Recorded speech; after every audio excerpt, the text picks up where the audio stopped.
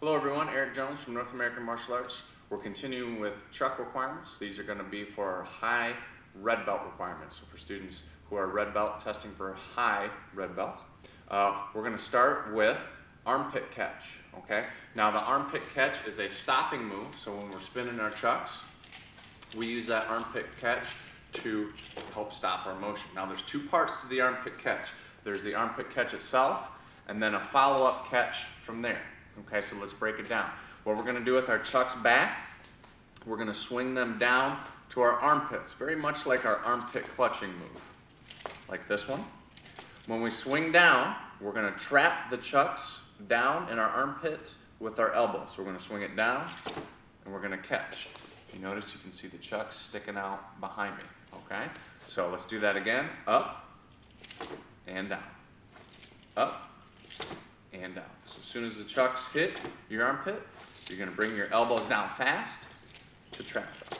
A couple times from the side view. There's your armpit catch. Part two of this is to catch them in your hands.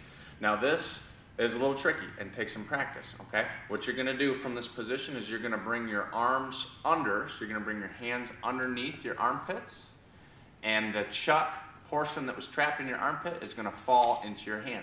Now this one's tough for me to demonstrate slowly, okay? So I'll just go ahead and do a few so that you can see it. I'll move a little closer here. So from our catch, okay, we're going to bring the hand down and then quickly open our arms to catch the chuck, okay? When I teach this to students, I tell them to think like a monkey, all right? The hands are under the armpits, okay?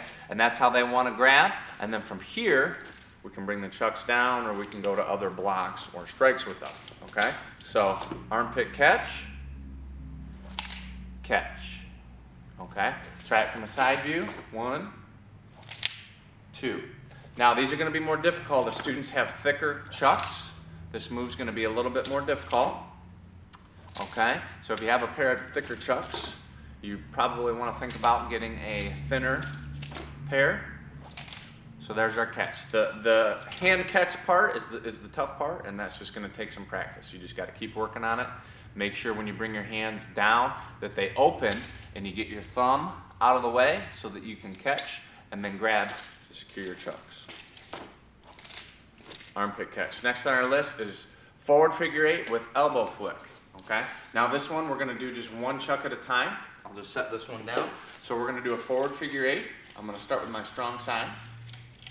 What we're going to do while we're figure 8ing, okay, when we get towards the back side of our figure 8, we're going to flip our chuck down, we're going to push our shoulder across, and our arm is going to kind of whip through.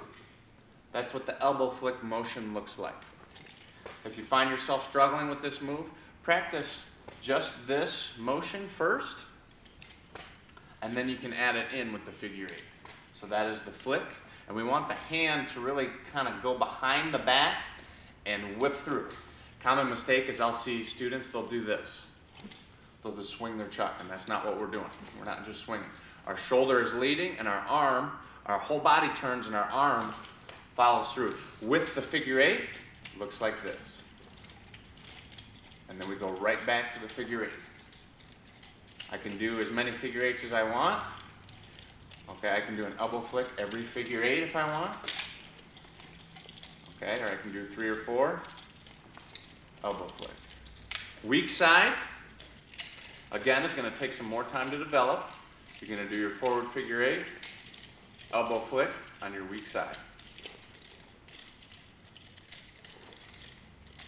Students should be able to do this on both sides, so make sure that you get some practice in with your strong hand and your weak hand. All right, that was the forward figure 8 with the elbow flick, both hands. Next move on the list, last move for this bout rank, is going to be the windmill. Okay, now this is another one that can be a little bit tricky to learn. I'm going to show you the basic slow version, then I'll speed it up a little bit, then I'll do it with the chucks open.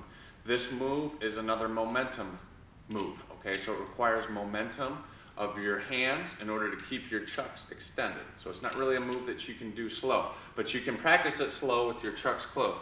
So the basic version would be to start like this, bring one chuck out, other chuck over top, going this direction, chuck out, chuck over top, coming back, 1, 2. This just gets you used to the movement that you're going to do with your hands. Once you feel good with that, you can speed it up a little bit, and it's going to look more like this. This is the motion we do.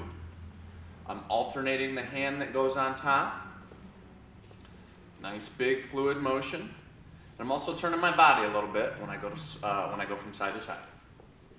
Now when you're ready, you're going to want to go ahead and open your chucks and try the move. Okay, so the move with the chucks extended is going to look like this.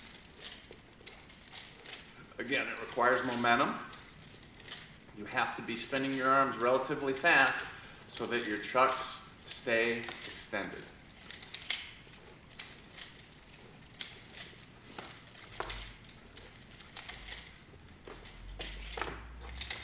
Okay, so that was the windmill. Again, that one can be frustrating to learn. Take your time, start from the basic version, and work your speed up. You might not be able to just jump right in and do that one. You're going to have to kind of break it down and take it slow. Okay, so that is for high red belt requirements for the chuck.